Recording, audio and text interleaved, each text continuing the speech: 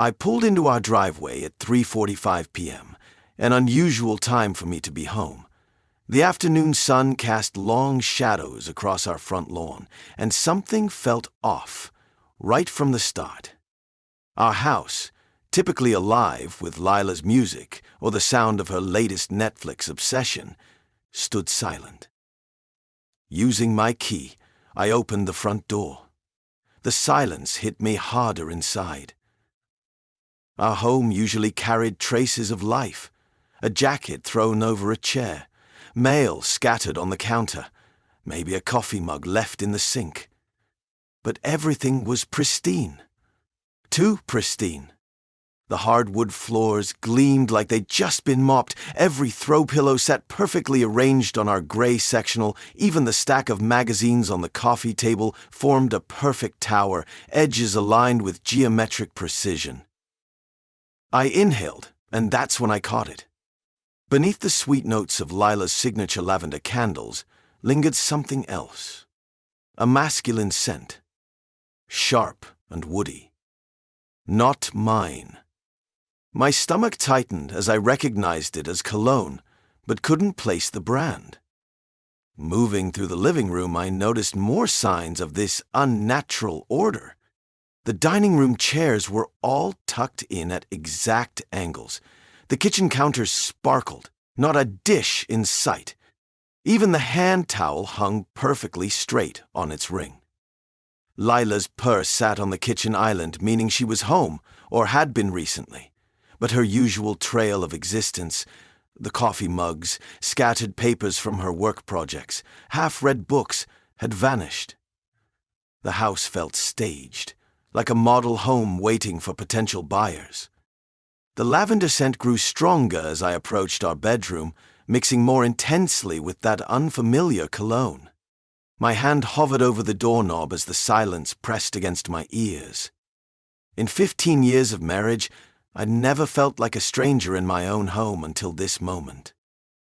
I pushed open our bedroom door, my heart skipping when I spotted Lila standing by the ironing board. Steam rose in gentle wisps around her as she meticulously pressed a red cocktail dress I hadn't laid eyes on since our early dating years. The fabric shimmered under our bedroom lights, bringing back memories of our first Valentine's Day dinner. "Hey!" I called out, keeping my voice steady despite the unease crawling up my spine. "Special occasion?" Lila's head snapped up, her smile too bright, too quick. "Oh, I didn't hear you come in." She smoothed her hand over the dress, avoiding my eyes. "Just meeting up with an old friend from high school. Derek. Remember him? He's in town for a bit." Derek! The name hit me like a punch to the gut. Derek Thompson. The guy who'd asked Lila to prom before I did. Who'd stayed suspiciously close even during our early relationship. Always liking her social media posts. Always finding reasons to reach out. "Derek!" I kept my tone neutral, though my fingers instinctively curled into fists. "That's unexpected. Where are you meeting?" "Just that new place downtown." Her words tumbled out too fast, rehearsed. She lifted the dress, holding it against herself. "We're catching up over drinks. Nothing fancy." The red dress said otherwise. So did the immaculate house, the lingering cologne, the nervous energy radiating off her. "Wait, don't I join you?" I suggested, watching her reaction carefully. "Been a while since we've had a night out. Could be fun meeting your old friend." Lila's shoulders tensed. She hung the dress on a padded hanger, taking longer than necessary to adjust its position. "Oh, you'd be bored stiff. Just high school memories and silly gossip." She laughed, but it sounded hollow. "Besides, you have that early meeting tomorrow, remember?" I didn't, because there was no early meeting. My stomach churned as I watched her fuss with her hair in the mirror, applying another coat of lipstick she usually saved for special occasions. Every instinct screamed that something was wrong, that this carefully constructed evening was built on lies. But I kept my face neutral, years of handling difficult negotiations at work coming in handy. Right, the meeting, I played along, testing the waters. What time should I expect you back? Her eyes met mine in the mirror, then darted away. Not too late. Don't wait up, though. The casual dismissal stung, but I swallowed the bitter taste in my mouth. 15 years of marriage, and suddenly I was the outsider, uninvited and unwanted in what felt like a carefully orchestrated evening. When Lila left that evening, the front door clicked shut with a finality that felt heavier than usual. I stood in the quiet entryway, my hands stuffed into my pockets, listening to her car pull out of the driveway. Somehow, the absence of her presence was louder than I expected. The house, still unnaturally clean and filled with the ghost of that unfamiliar cologne, mocked me. My eyes darted to the lavender candles she'd lit before leaving. They flickered low, their flame weak, like they were struggling to stay alive. I couldn't shake the knot in my stomach. I told myself I needed to know. Not wanted to, needed to. That's how I ended up sitting at the kitchen table with my phone in my hand, hesitating for just a second before firing up the GPS app we had installed years ago.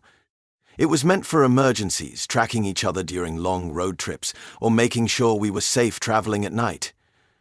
Yet here I was, hunched over my phone like a detective, watching the blinking dot that represented Lila move steadily towards the city center.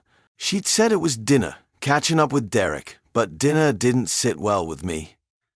The pull inside me whispered something darker. The longer I watched that dot, the worse I felt. It wasn't paranoia. It was like my instincts were screaming at me in a language I suddenly understood. Her outfit kept replaying in my mind.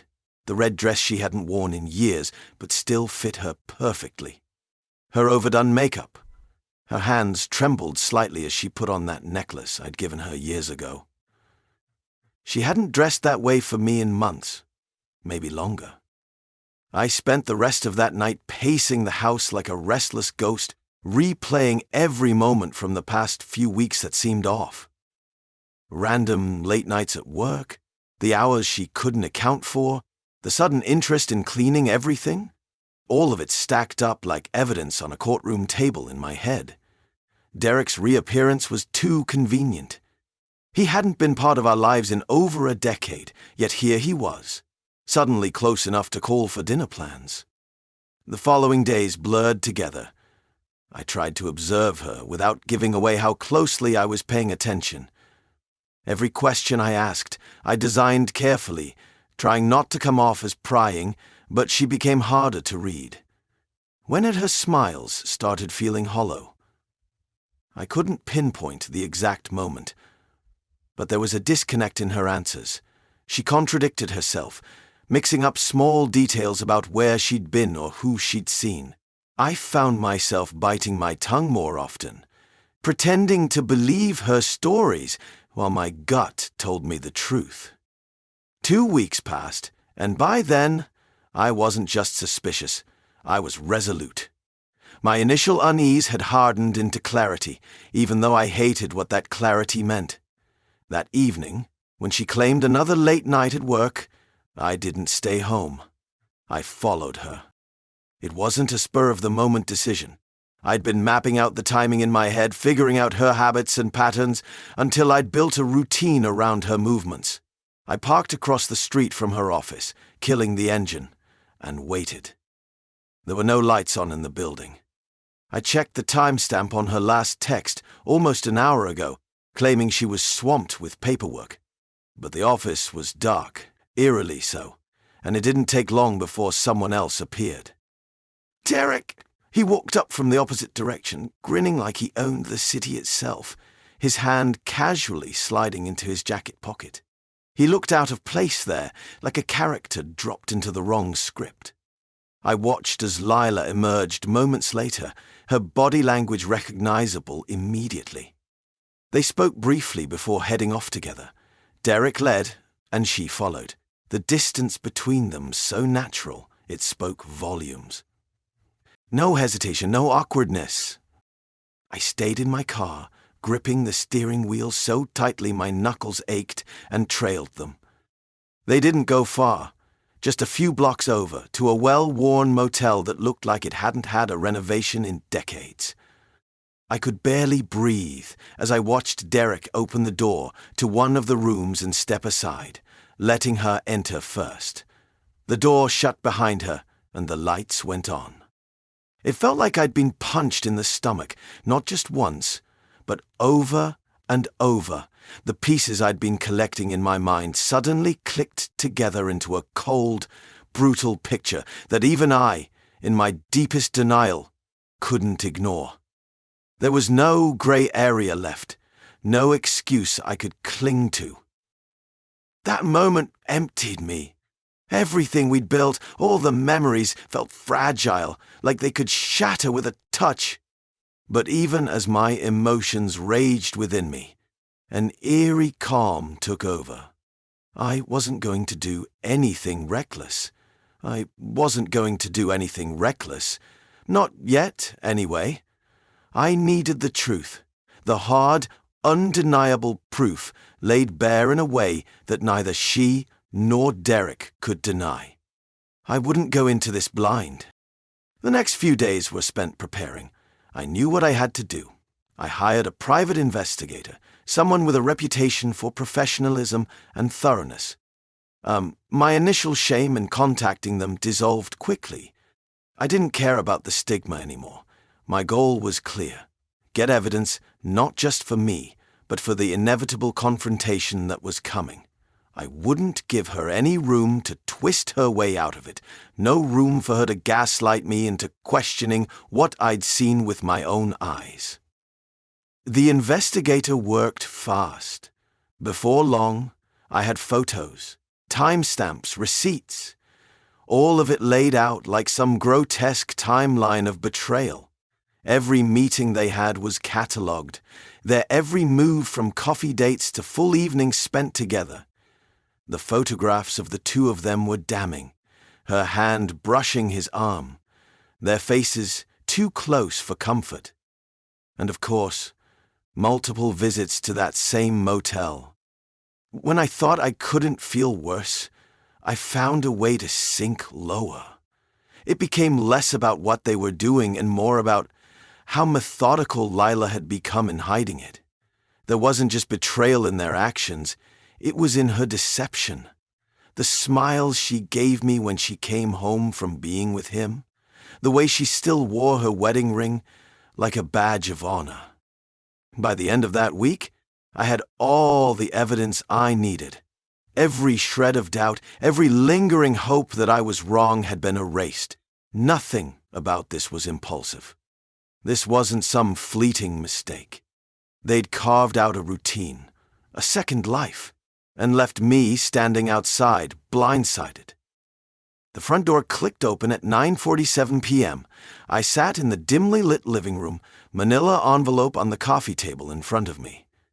Lila's heels clicked against the hardwood floor, her shadow stretching across the wall before she appeared. "Jesus, you scared me!" She jumped, hand clutching her chest. "Why are you sitting in the dark?" I flicked on the table lamp. The envelope sat between us like a loaded gun. "Had an interesting chat with James today, my private investigator." Her face drained of color. She gripped her purse tighter, knuckles turning white. 15 years, Lila. 15 years of trust, and you threw it away for what? Some high school flame? Ethan, I pulled out the photos, spreading them across the table one by one. Lila and Derek entering the motel, their intimate dinner at Le Bernardin, a kiss in his car. Each image landed with the weight of a hammer blow. "The Residence Inn on 49th, room 317, 3 times last month. Le Bernardin, where you told me you were meeting clients. The parking lot behind Derek's office." My voice remained steady, practiced. Should I continue? Her purse dropped to the floor. She collapsed onto the couch, tears already streaming. "Please, let me explain." "There's nothing to explain." I slid the divorce papers across the table. "I've already signed my part." Ethan, please, it was a mistake. I never meant to get caught. I stood, retrieving the suitcase I'd packed earlier. You didn't just betray our marriage, Lila. You made me question every moment we've shared. Every late meeting, every business trip, every time you said, I love you. She grabbed my arm as I headed for the bedroom.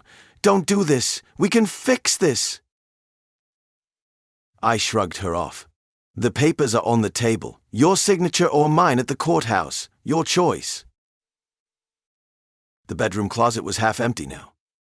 I'd packed methodically while waiting for her return. Suits, casual wear, essential documents. The familiarity of the room felt foreign, tainted by thoughts of her. And Derek. Lila followed me, mascara running down her cheeks. Where are you going? Does it matter? I zipped up the suitcase. I booked a place. The rest of my things will be gone by the weekend. This isn't you, Ethan. You don't just walk away. The man who wouldn't walk away died the moment I saw you with him. I wheeled the suitcase past her. You killed him yourself. At the front door, I paused.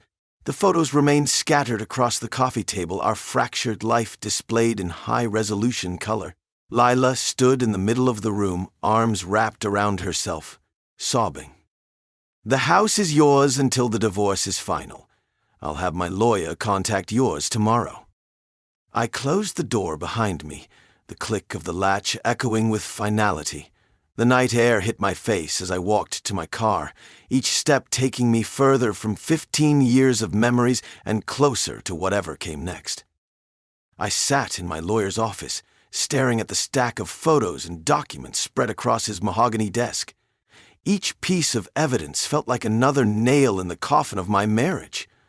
My hands trembled as I pulled out my phone and opened the email draft I'd been working on all night. The message contained detailed records of Lila's affair, including time-stamped photos of her and Derek entering various hotels during work hours.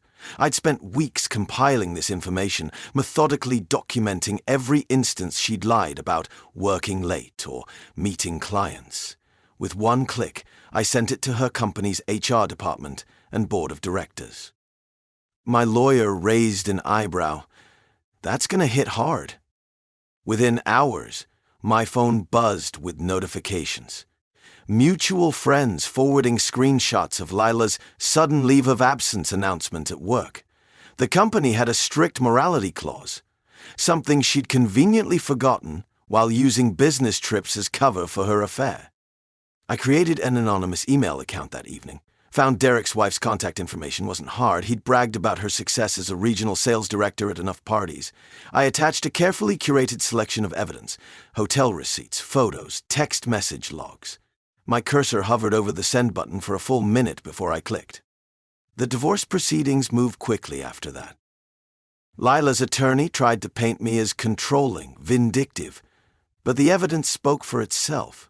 The judge's expression remained stoic as photos flashed across the courtroom screen. Lila and Derek entering the Roosevelt Hotel, time-stamped during a company conference she'd claimed to attend alone. My client requests an equitable distribution of assets, her lawyer argued.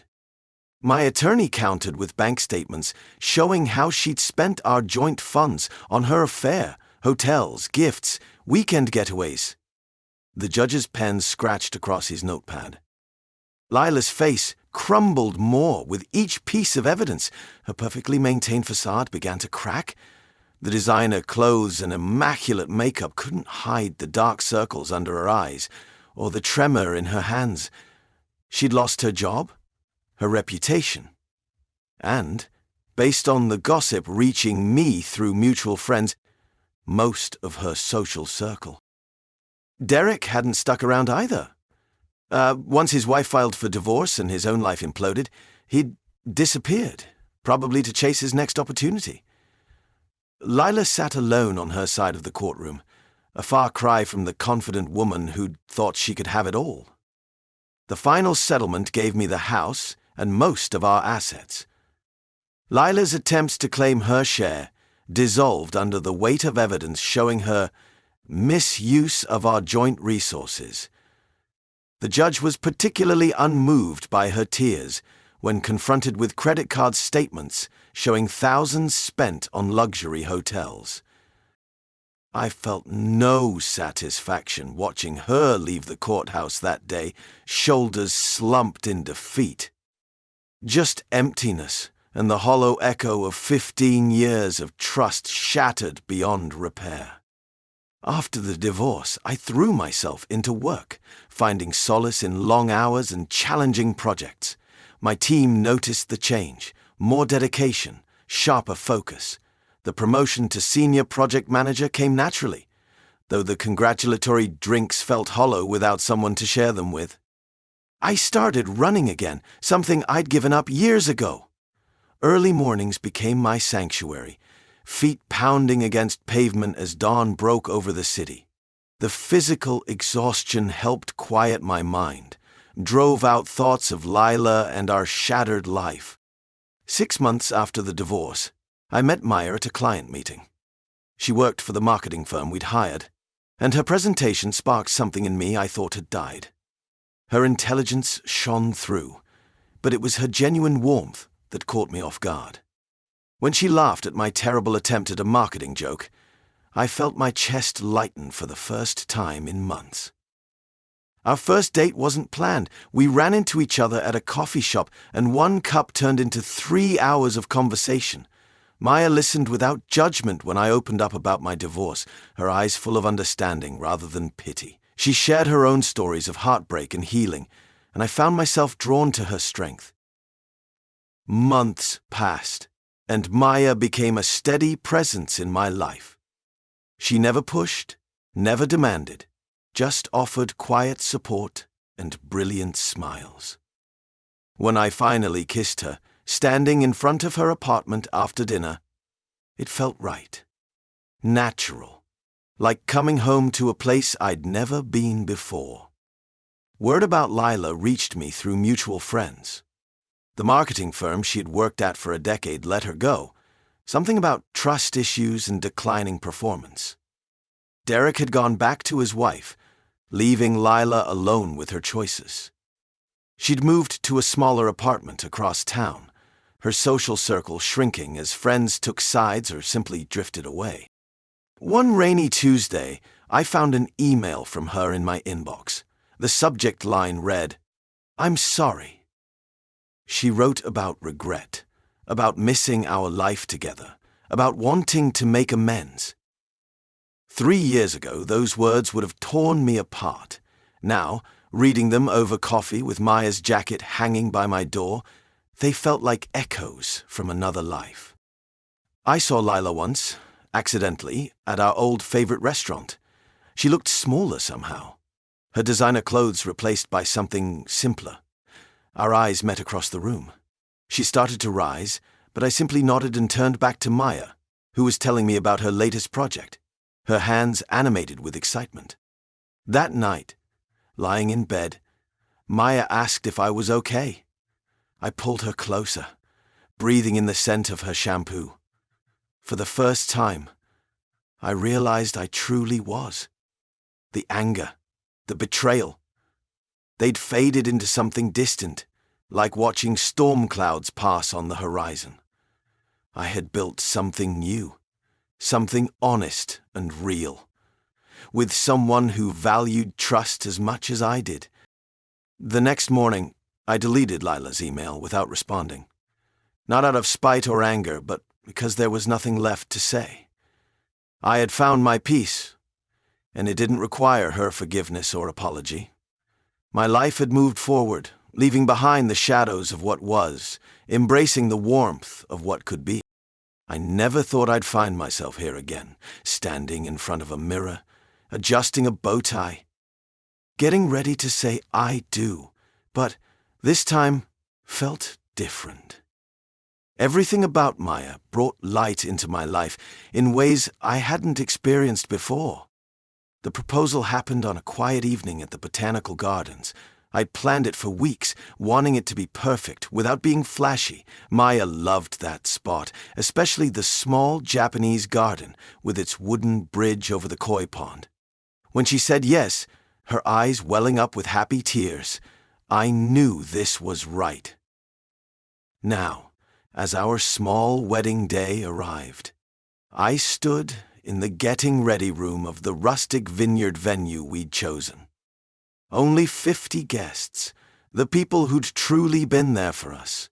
No pretense, no elaborate showing off, just genuine celebration.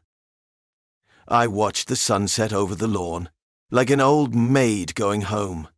I watched Maya talking with her sister in the garden. Her simple white dress caught the afternoon light and my heart skipped. She turned, caught my eye, and gave me that smile that had first drawn me in during that marketing meeting 2 years ago. Looking back, the path that led me here seemed clearer now. The pain of Lila's betrayal had transformed into something else, not bitterness, but wisdom. Maya never tried to erase those scars. Instead, she helped me understand them as part of my story. The ceremony started as the sun began its descent.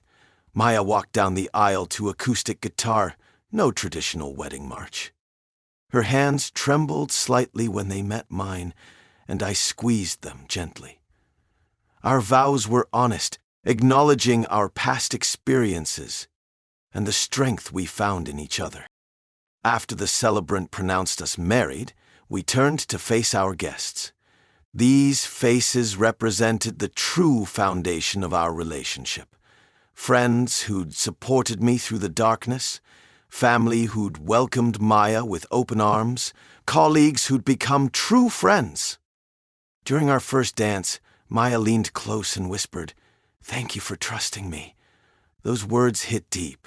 Trust, something I'd once thought permanently broken, had rebuilt itself, stronger than before.